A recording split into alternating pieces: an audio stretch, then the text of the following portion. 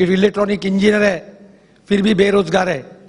इसके बाद में जो दो व्यक्ति यहाँ बैठे हुए उनके बारे में मैं कुछ खास बताने के लिए आप सभी के सामने लाया हूँ। आप सभी को पता होगा कि अपन गए 5-6 दिन से सायन कोलीवाड़ा के अंदर जो ट्रांजिट कैंप है, वहाँ के जो 380 विकलांग व्यक्तियों की समस्या के बारे में, जो 2005 के बारिश की वजह से बहुत से परिवार उस बारिश में बह गए थे। बंबई के अंदर बहुत बड़ा तूफान आया था और उस तूफान के अंदर बह गए थे। उन व्यक्तियों के 380 परिवार उधर सायन कोलीवाड़ा में रहते थे और वहां रहने वाले व्यक्तियों के बारे में सरकार के पास से आदेश निकलवा के उनको कुछ टेम्पररी वहां सायन कोलीवाड़ा में बसाया हुआ है।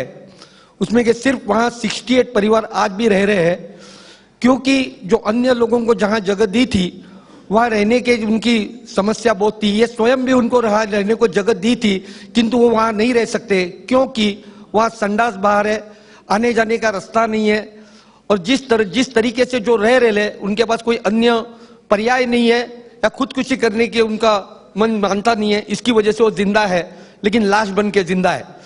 इसके बारे में इन व्यक्तियों ने हमारा जो विकलांग व्यक्तियों का जो सरकारी व्यवस्था के अंदर जिसको डिस्ट्रिक्ट मैजिस्ट्रेट का अधिकार दिया हुआ है, उस मैजिस्ट्रेट ने सरकार के ऊपर कंटेम्प्ट का नोटिस डाल के अपने चीफ सेक्रेटरी को 1.5 महीने से दिया हुआ है और इसके बारे में सरकार को बोला कि इनको अति तात्काल इनकी समस्या हल की जाए। इसके पूरे कागजात लाए हैं, लेकिन सरकार उनके पास से 1.5 महीने से देख नहीं रही है और इस समस्या को अपने TV9 ने काफी हद तक उठाया हुआ है।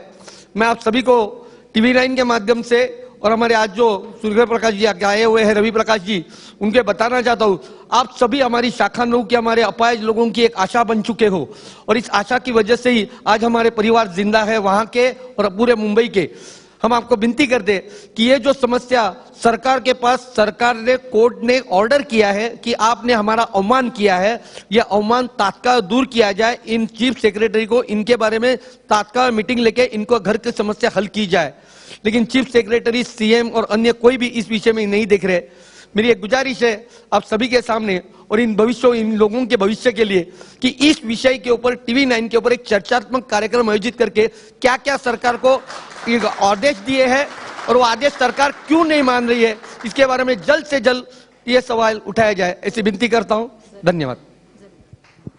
जरूर हम ये चर्चा, ये कार्यक्रम जरूर रखने की कोशिश करेंगे। श्री राम जी, शुक्रिया। आबिद सर, आपसे दरखास्त है कि आप, आबिद सर शाखा 9 के